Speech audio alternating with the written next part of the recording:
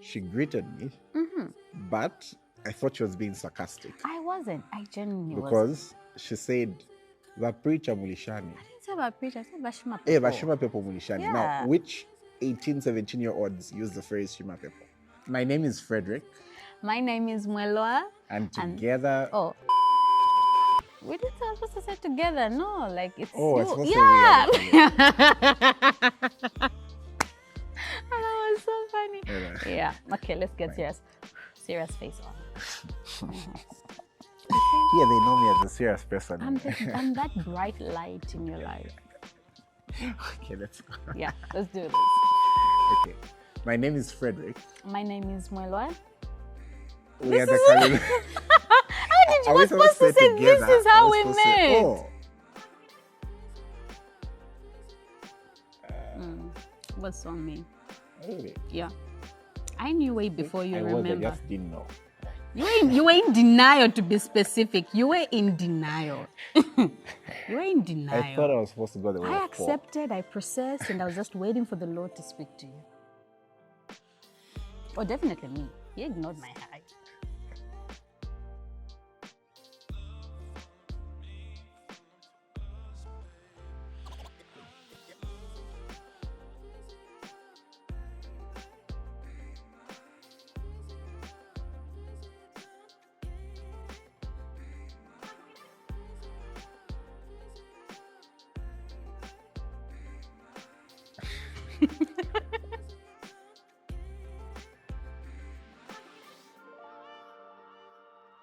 My name's Fredrick Madaliso Kaluluma, and I'm a pastor, popularly known as Apostle Fred. I'm pastor in the City of the Lord Church, as well as doing a few other things. And yeah, that's me. My name is Mwelwa Kaluluma, and I'm a mother, podcaster. I'm a wife, career woman as well. I work in the corporate space, and I think that is it about me, eh? Yeah.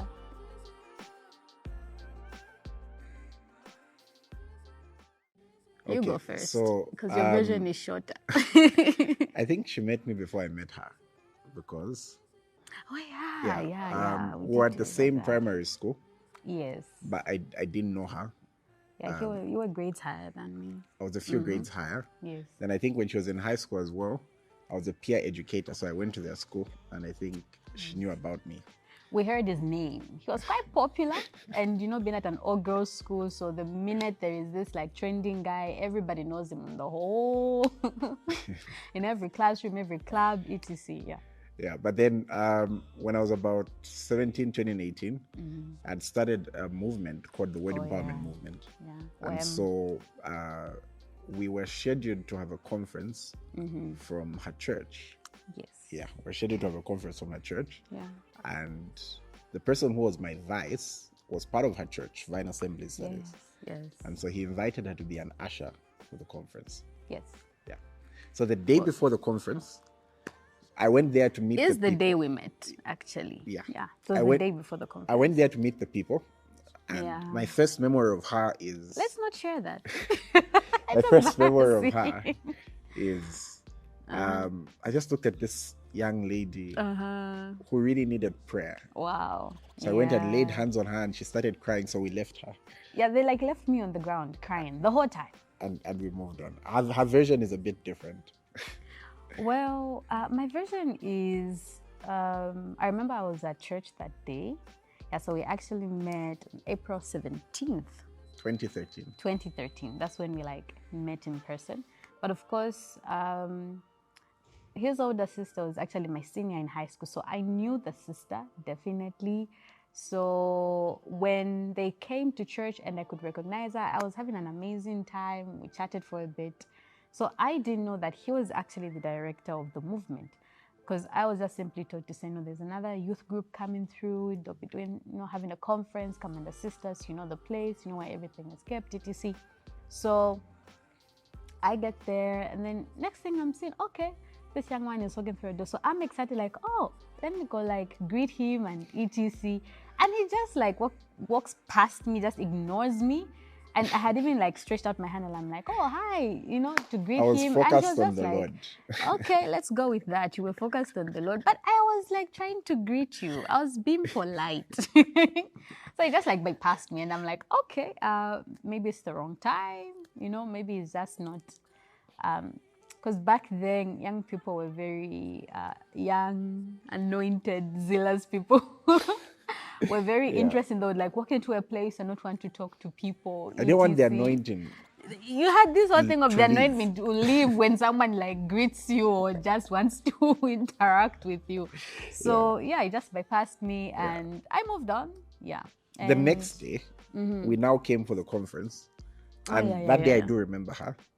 She greeted me, but I thought she was being sarcastic. I wasn't. I genuinely wasn't. Because she said, the preacher mulishani. I didn't say about preacher, I said Bashima Eh, people. Bashima people mulishani. Yeah. Now, which 18, 17-year-olds use the phrase Shima people? Okay, So I thought but she was like making fun of me because I was like a young person and I was preaching. So I just I looked, think he ignored, had, like and the moved people on. in his life were not so fun like me. They were too serious and formal because it was supposed to be like a light moment, right? So again, he just like walked past me, ignored me. So sad. But I just said, you know what? Maybe he just doesn't talk to people. Yeah. I figured maybe because, you know, it's the big day, it's the conference, you're about to preach. So I figured, okay, maybe he's not really going to talk to people in such a moment. So that is how we met.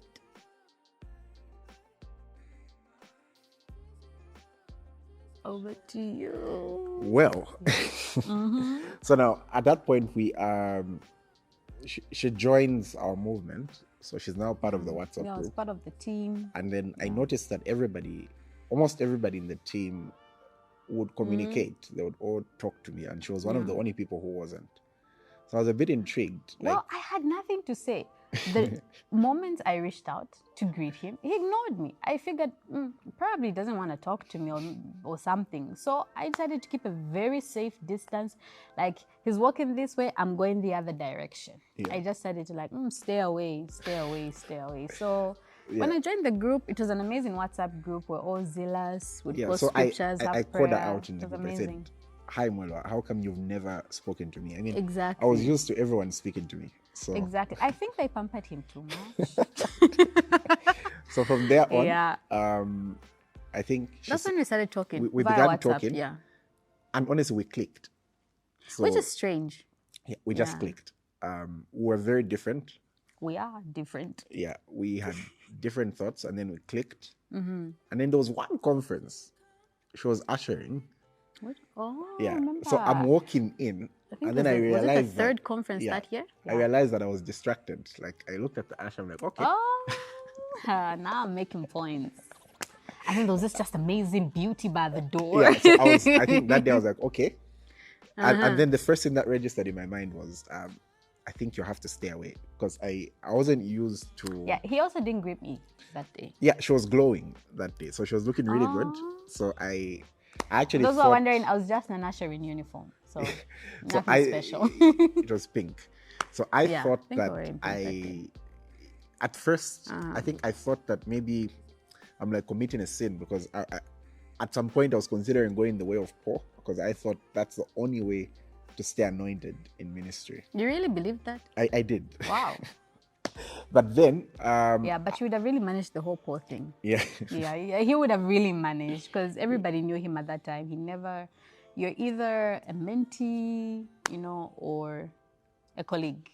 Yeah. Or a spirit walking. So anyways, A spirit walking. in that period of time, Yeah. we then both had a few transitions in life. Yeah, we did. She transitioned to go to India. Yeah, I went for school in India. school. For 3 And then years. I was at Onza. Now, at that point, I think when she went to India, we didn't talk for like a month or so.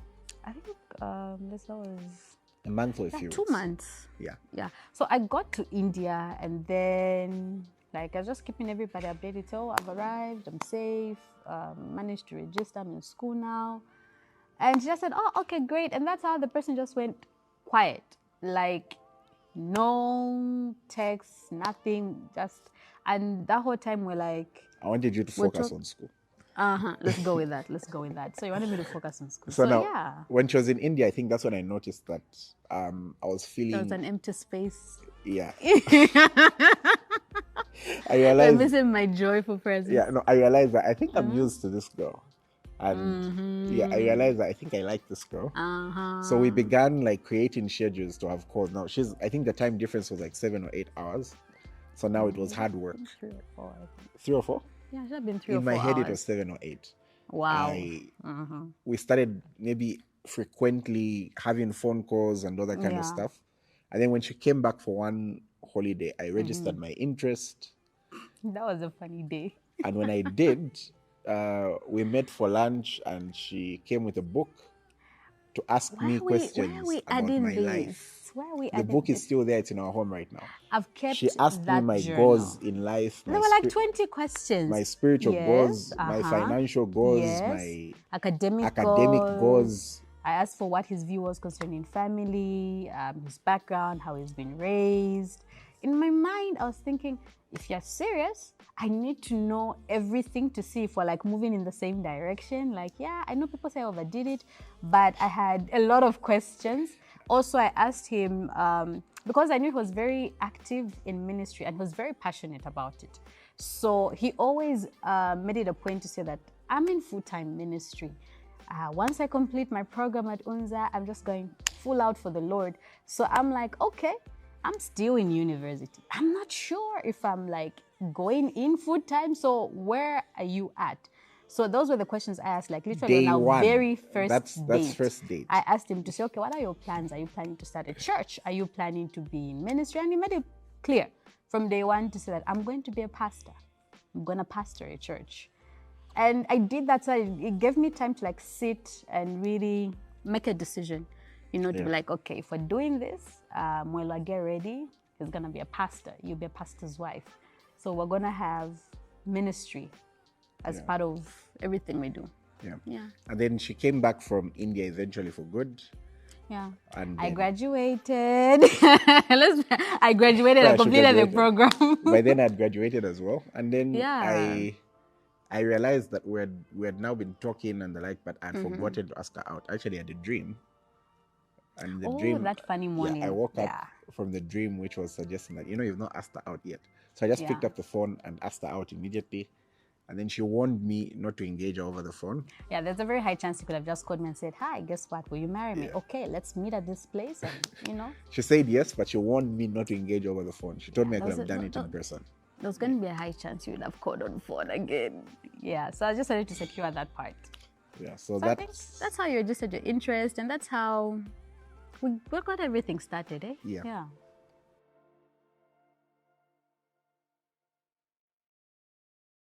Well, on my end... I didn't expect that question. On my end, I communicated... If my mom is going to watch this will be so fun. I communicated the moment that I noticed I had interest. I told my mother and my sister. The two closest people in his life. They could already tell. Yeah, I told them. I also told my pastor. I think for me, it was almost immediately. Yeah, I think I did the same with my mom, if I remember correctly. My mom's response was the funny one, but for his family, they were like, yes, go for it, awesome. And I feel like mom used to like investigate me. Now that I look back, because there was a way she would randomly say, come and see me. And then, would sit. And then so I thought, oh, no, this is just like her trying to like just encourage me and everything. But now when I look back, probably she was assessing me. You just didn't tell me. She should have given me a heads up or something. No, but she liked you from the onset. Yeah. Yeah, she did. And we're very close, so it's amazing. On my end, it was quite... I think they knew her because of her being part of the ministry. Yes. So they already liked her. They felt, okay, her character is good. She's like this, she's like that. So they liked her immediately. And then, and her mom have a very interesting relationship because, like, there was a lot of accountability. And to be honest, I liked that. Yes. So usually before we'd meet, like, her mom would know almost every time. Yeah, like when he registered his interest and said, okay, this is how we're going to transition this friendship. So I told my mom to say, oh, this and this and this has happened in my life, because I said, look, this person is serious, I am serious, so I might as well start everything like on an open page. So I told my mom, and she laughed. My goodness, my mom laughed. She already knew me. Yeah, because mom already knew him. She used to attended our attend the meetings. conferences as well. Yeah. So she laughed, and she literally said, he's perfect. But you, on the other hand, are you sure this is what you want? He's in full-time ministry. So I said, yes, I'm sure. And she laughed again and said, okay, we'll see. Yeah, so anyway, mom, I'm here. We made it. Yeah. But there was a lot of accountability with her. Yeah. Quite a lot. Yeah, so she knew every time we'd meet. And all our meetings were always like... Our meetings were quite scheduled because of my schedule. So your schedule was quite... His schedule is very busy. So we would plan when we would meet. And funny enough, like... Plan the hours. Exactly, I was going to add that to say, we wouldn't exceed, I think, is it 2 an hour, hours, 30 minutes? 2 hours, 30 minutes. No, it wasn't 2 hours, 30 minutes. Birthdays was 2 hours, 30 minutes. Birthdays were the ones we would like extend the time because we want to do an activity together. But generally, I think most of them were depending on the topic. Yeah. Because sometimes we never used to do those like you just need to say, hi, let's chill. No. She liked serious conversations, so. You like serious conversations. Like even right now, like I'm having so much fun. So the meetings, there were a lot of AGMs. But then on my end, I wanted to look forward to marriage. So I felt like if I'm meeting someone for 17 hours a day, it's a bit too long. And also, okay, to be honest, what are you going to talk about for 17 hours a day? 17 hours, imagine. Like you already talk on phone, you text, for those who do video calls, etc. Yeah. So when you meet in person, it should be like the conversation is just continuing, I think. Yeah, so people found us a bit strange as Very a couple. strange. They thought we're a bit uptight, so to say.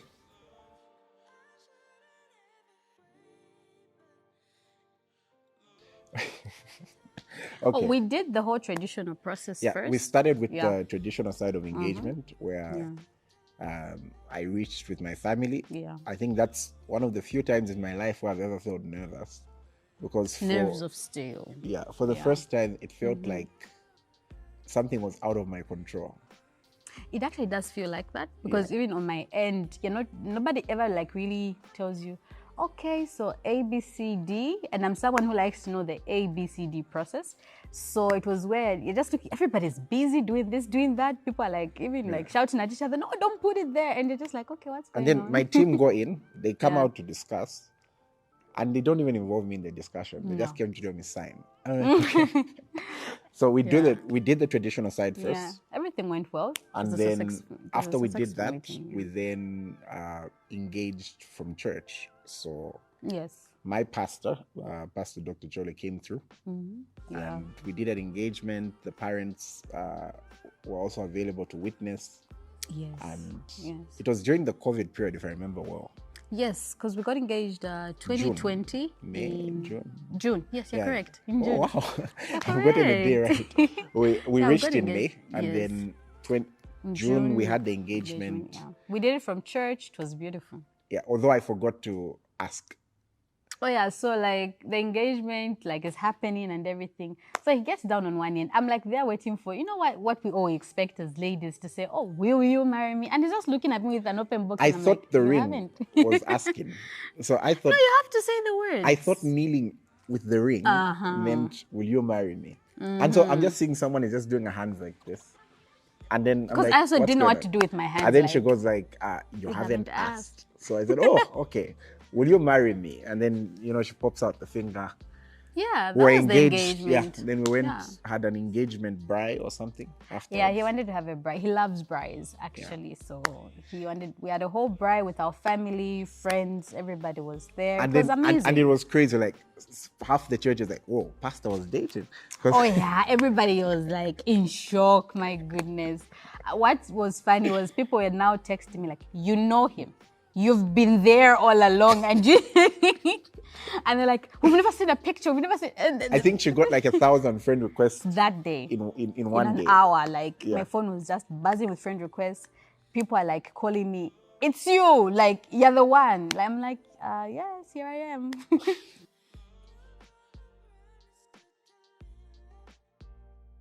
My dress. So my dress actually was not easy to find. Initially, the first date we agreed, if you remember, was supposed to be like the following year. But then the family said, why do we have to wait until the following year? Let's move back the wedding. So now, by the time that decision was being made, we only had like, is it 3 months to go? Yeah, 3 months to go to the new date. So now I had to go out and look for a dress. And I went with my best friend, my mom. Yeah, so she had a view of what I should wear and I had mine. So every time we'd go to a different bridal store, I would pick a dress I like, she picks one, and then it would be, I don't like your choice. And I'm like, I don't like your choice. So we went through different stores. Then my mom-in-law, like pastor's mom, she then reached out and said, actually, there is a bride I know and her dress was beautiful. So she recommended the store to me. My goodness, their dresses were just amazing. So I picked a dress, I loved it. My mom said no. And I told her, no, it's my wedding. So I picked the dress. No. So we had to go to the one who makes the final decision in our family, my side of the family, my dad. And I just said, okay, I found the dress and I like it. She doesn't like it. And then my dad just said, it's her wedding, it's her day. So yeah, my dad was in full support of my choice. And that's how I found my dress. I don't know how I didn't know all this. No, I actually would call him in the person. I'm like, we tried another store, it didn't work out. He just like, yeah. Just pick a dress, like enter, Yeah, in his mind, get a just like, dress. just enter, pick a dress and walk out. And I'm like, no, we have to check, is it the right fitting? Is it, look at the weather, all those things.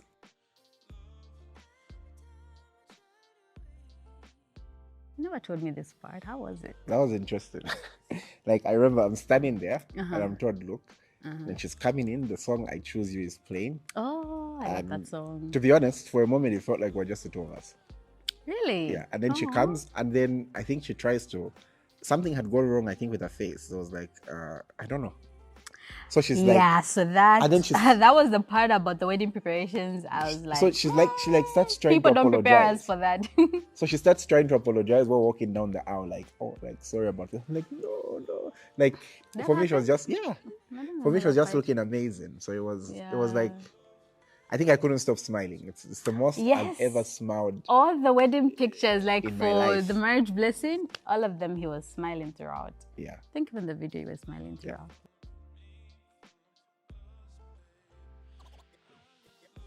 I was nervous, actually. I was nervous because it's a big decision. Your life literally changes from that point. I was missing my family in that moment as well, because I realized I don't get to go back home to my mom, my siblings, our usual home environment. I'm now stepping into a new home, starting a new chapter in my life. So I was nervous, I was excited, there were a few tears because I was also saying like, oh my goodness, my family, because I was seeing them there, and I'm like, because I was walking and I was looking at him, I was so excited. Then I saw my mom and I'm like, Mom!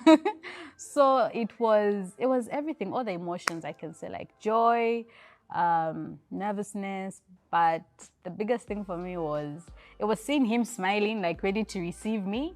That just settled me. I was like, okay, we're good. He's there. I'm settled.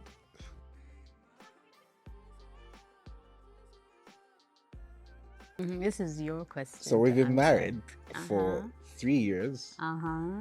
and some months. We'll go with that. Yeah, we'll be turning 4 this year. Yeah, in December. Yeah. And We've got a little girl. Yeah. Her name is Malumbo Amanda Kaluluma. Kaluluma. Dad picked the name, in case you're all wondering. And she's 2 going on 3. Yes, very energetic child.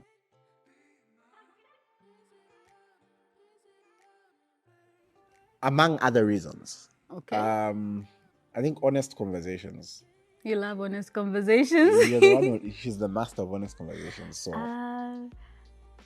I think, you know how marriage, everything happens like in 5D. Like Yes. things happening in real time. Yes. It's not like when you're dating where you can just say, you know what, let me just put the phone away, sleep over this, then I'll wake up. You can do the silent treatment. You don't take his calls, ignore his messages. Yeah. You take him. But then in marriage, it's like everything happens in real time. Yeah. And I feel like having honest conversations has helped us to appreciate how the other person is thinking. And for us, it's what leads to no arguments. It's like, if you need to discuss something honestly, you can. Yeah, you love discussions. Yeah. Yeah, so I think just to add on to that, I always tell myself to say, he's here and he loves me. So I also reassure myself in that to say that he loves me. So it inspires me just to see what he does for us. I also think the presence of the Holy Spirit is quite interesting, because let's say I'll have a moment where maybe I'm not happy about something, and then you're praying, and the Holy Spirit is quite interesting. He always picks her side. You find you find I'm praying, and then maybe it's like, he always picks your side. But don't you think she was? But don't you think you can look at it like? Don't you think? And then before you know it, you've calmed down before you can even get angry. Yeah.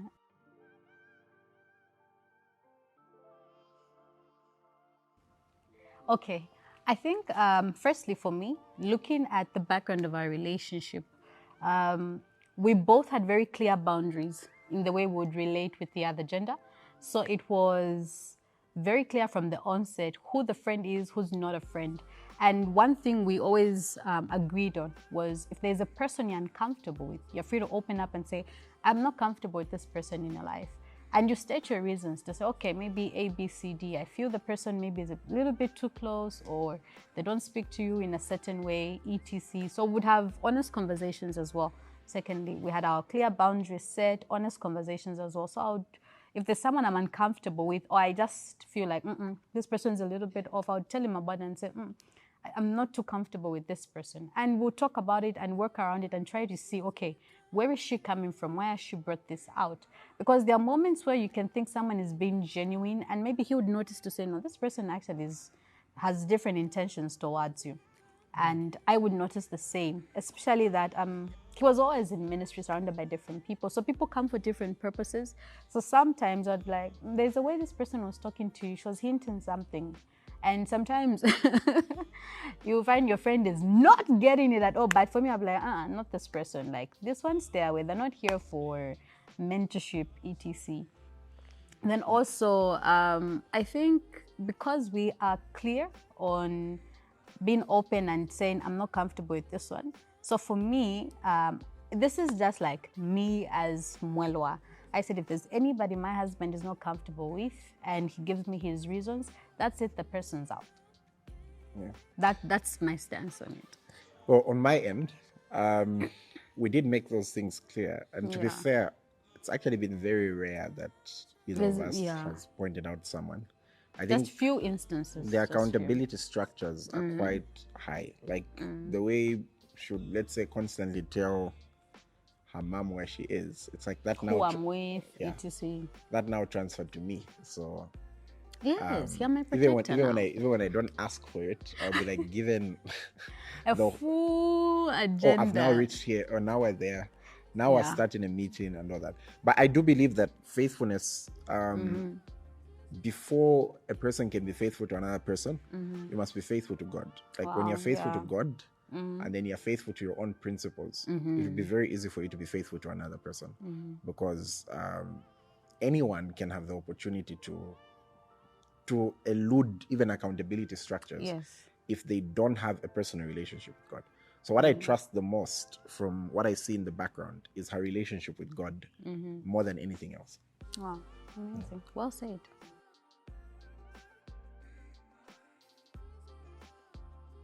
How do we resolve conflict? This is the funny part. So if something happens, and because we always say marriage is in 5D, so you're able to tell that, oh, my friend has been injured here. You tell from the body language, the facial expressions and everything. So usually we do this like 5 minutes where we like say, okay, calm down. So usually I'll be like, okay, I'll be quiet for some time. I'll be like, okay, first let me calm down. And then the second thing we always do is we talk about it. We always talk about it. So if maybe something happened via call or something, after some time, he'll send a message or I'll send a message and I'll be like, okay, can we talk now? And then we'll sit. And then and I'll be like, okay, maybe I was too quick. You can now explain exactly what you were saying. Because sometimes in that moment, your emotions are quite high. You may not even be hearing what your friend is trying to say to you. So we would always like come back together and then like, okay, let's sit and let's talk about it. What actually happened? let's start from the root cause. To be honest, we were cancelled really well. Oh yeah, that also. And then I think we paid attention to the class. Yeah, the classes, because one of the things that came out from the counseling is that when there's an issue, it's not about the man or the woman winning. Yeah. It's about the marriage winning. So our discussions are usually centered on not really on who's right and who's wrong, but what's best for the marriage. Yeah. And then I think the biggest, to be honest, we've not had as many challenges as people would like us to have. I'm saying that. I remember after our first year in marriage, I met someone and they're like, "Oh, I'm sure now the first year has finished. So all those fights you were having," in my mind, I was like, have fights. So now, one of the things that maybe was a big challenge is we've got very different personalities. Yes, we do. And then we process things very differently. Very differently as well. My wife thinks as she's talking, so she'll process while talking. So meaning the emotion can go from here and then just come back down. To down. So that's why I take a break. I'm like, let me come down first. Let me think through. Then I'll text to say, okay, can we talk now? On my end, I would process more internally. And then, so by the time I'm speaking, it's like a very well thought, refined thought. Oh, very refined. You just initially, I would think that when she speaks immediately, she's thought about it for 5 days and she's refined it. And so I think our biggest, the more we've sort of gotten to know each other, I think that's been good. We're advised to do check-in sessions. Oh yeah, but where Gladys. maybe every month or 2 months, maybe you go on a date and then you find out how the other person is doing and they find out how you're doing. So you find that in those discussions, which are happening when there's no issue, you sort of create a shield that helps you the moment an issue comes up. Yeah. I think one thing I appreciated in the last 3 years is being vulnerable in front of your partner, because sometimes when something happens, the quick thing you want to do is just to defend and, arm yourself up and say, okay, it's about to go down, etc. But then I reached a place where I had to learn to say that, look, if he's pointing out that there is an issue here, then there is an issue which we have to deal with. And can I give this example? Okay. Yeah, there was a time something happened and he told me to say that I've noticed every time something like this comes up, your reaction is this. And I was like, whoa, that's what I do? And he was like, yes, that's actually something you do. So the quickest thing you want to do is come and now justify why you react like that when a certain situation happens. Maybe you receive some news you're not so happy about, or when someone points out something to you to say that, oh, actually, maybe you're this, you're that. So I sat down and I was like, I react like that. I really, really thought I wasn't doing it. And then after some time, he said, okay, now are you ready to listen? Can we talk? And then now he explained it to me to say, no, this is what I've noticed and we can deal with this. So it was in that moment where I had to say that, okay, you know what? Let me hear my friend out here. He's not trying to say that you're not good at this, you're not good at that. No, he's just saying that there is a reaction you always give to something. Let's trace what's really going on in the background. Is it something you experienced from childhood? Is it something what created that mindset in you?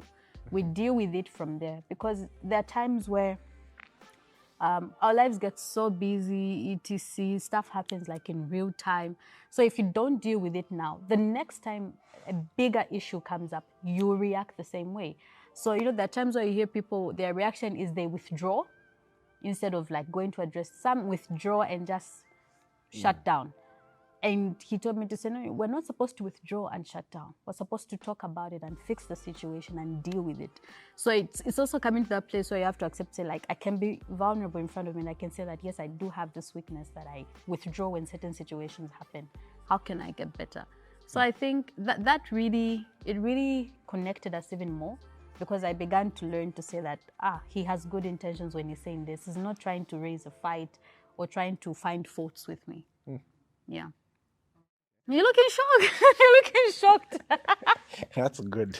I should use that line one day.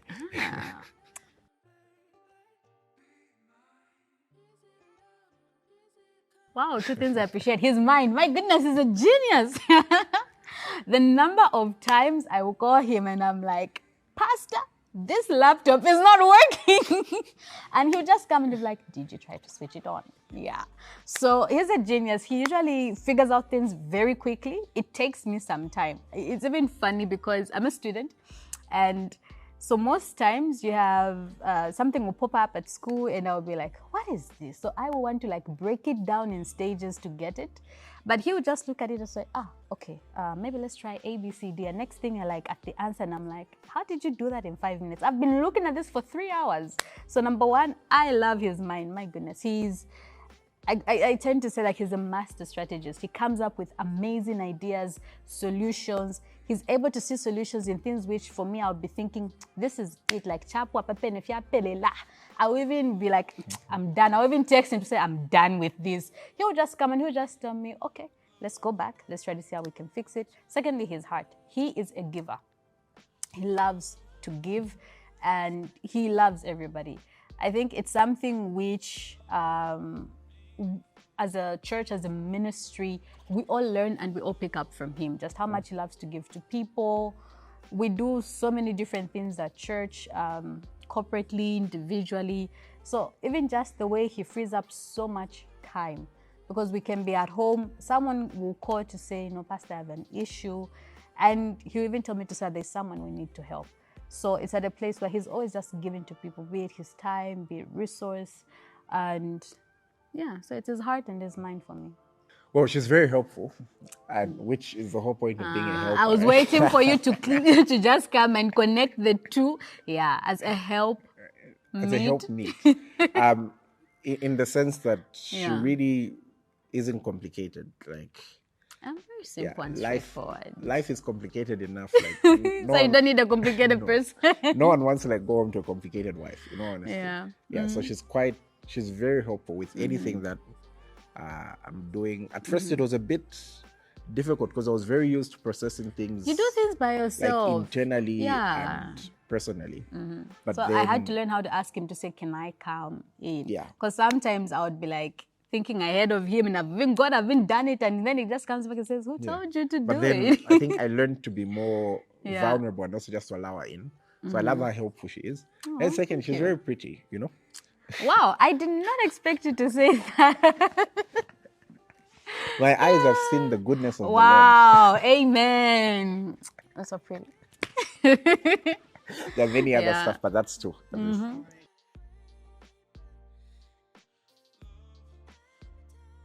Yeah, when I put on my suit when I'm about to go for church. Any meeting, actually. When I'm about to go for any meeting. Any meeting. She gives that look of, is that my husband? And then I'll just do this. I'm like, yeah, it's me. Yeah. And then the example you picked. Yeah. For some strange reason. This I need to hear. Oh, really? He calls me Pastor a lot. And I all the time. I actually don't call him by his first name. I always call him either Pastor or Apostle. Strange, but I don't know. Yeah. I don't know why. Like, one of our friends visited our home and I was like, oh, Pastor. And then the person was like, you call your husband Pastor in the house? I'm like, yes, he's my pastor, whether we are home or outside in public. Yeah. So I don't know. Something about it, but Pastor, it just feels good. Okay. Nice to know. Now I'll continue, Pastor. There are many words. I'll pick I love you firstly. All the time. If you've not said it just one day, I will text. You'll be reminded. Yes, I have to remind. Has expired. It doesn't expire. It's just that, it has to be renewed every morning, afternoon and night. So definitely I love you. Secondly, whenever he says, go ahead and do it. The minute he backs up my crazy ideas, there was one day I told him, I want to do a podcast. And he said, okay, let's do it. That's it for me. He even knows. Once he just says, okay, go ahead, let's do it. That's it. We're actualizing it. Yeah. I thought you would add, you look nice, because usually after 30 minutes, so how am I looking? No, it's a check-in, like as a lady sometimes when you might sweat and all those things. So the one for 30 minutes ago, do you think it's expired? So no, it hasn't expired, but you might find maybe my face is a bit oily, etc. So you have to do a touch-up. We're on set here. I had to do some touch-ups. Yeah, so... Yeah.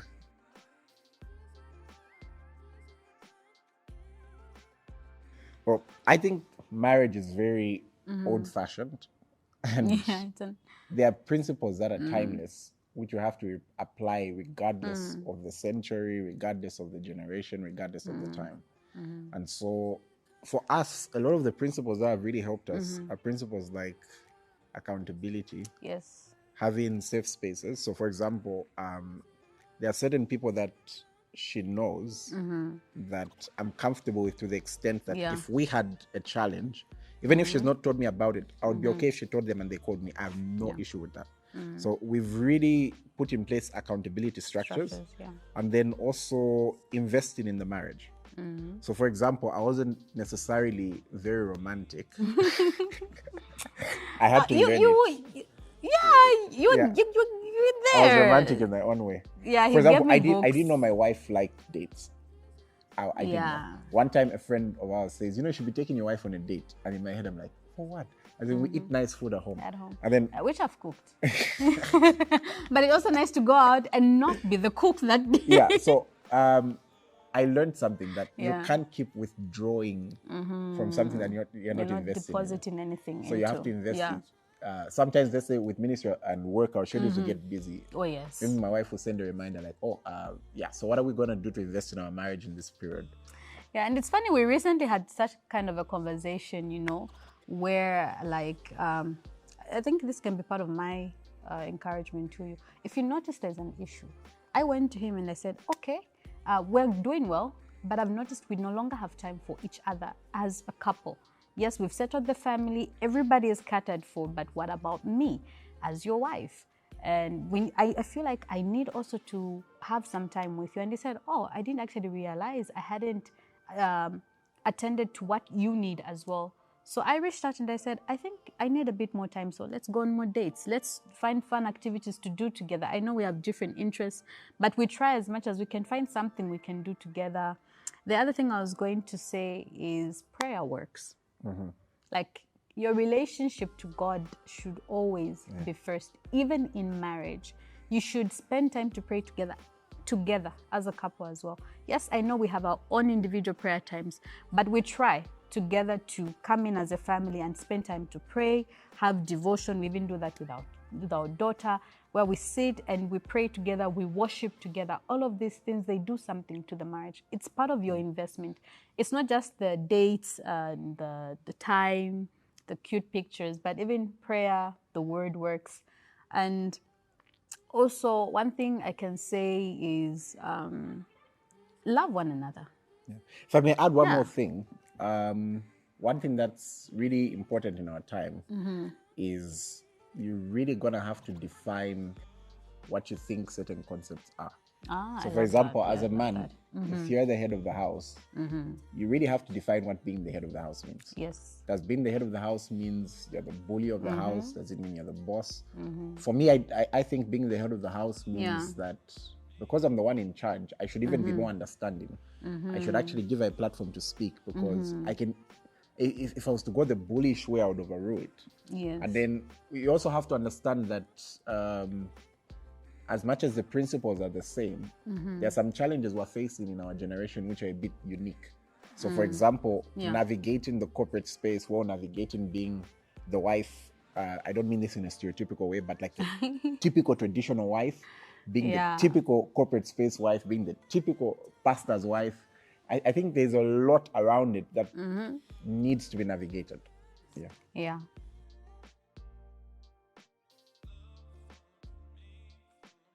27th January. April 15th. Yes, you're correct. You're correct.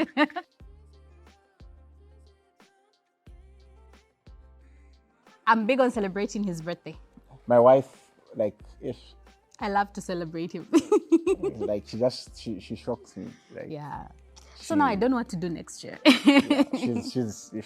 I don't know. I don't know how to translate what she does, because her gifts will be so thoughtful. They'll think of this, they'll think of that. Yes. There was one year she surprised me every day for like 5 days. Oh, that was last year. I did like a 5-day sense gift. It was so fun. I just do like, okay, account number. Oh God. Like I don't know how to I try with 1 or 2 things, but seriously, she's way better than me. Like That there she's won. He means in picking the gift. She struggles to pick a gift. So instead, you just say, you know what? Remember, Whenever you find a remember gift. I picked you that dress which didn't fit. I picked you, like. Yeah. So when we realized that him picking out the gift to surprise me wasn't working out, he just says, okay, you know what? I wanted to get you a dress. So here's the money for the dress. You go buy the dress, the one you like. So yeah. But I love to celebrate. I love to celebrate him every day.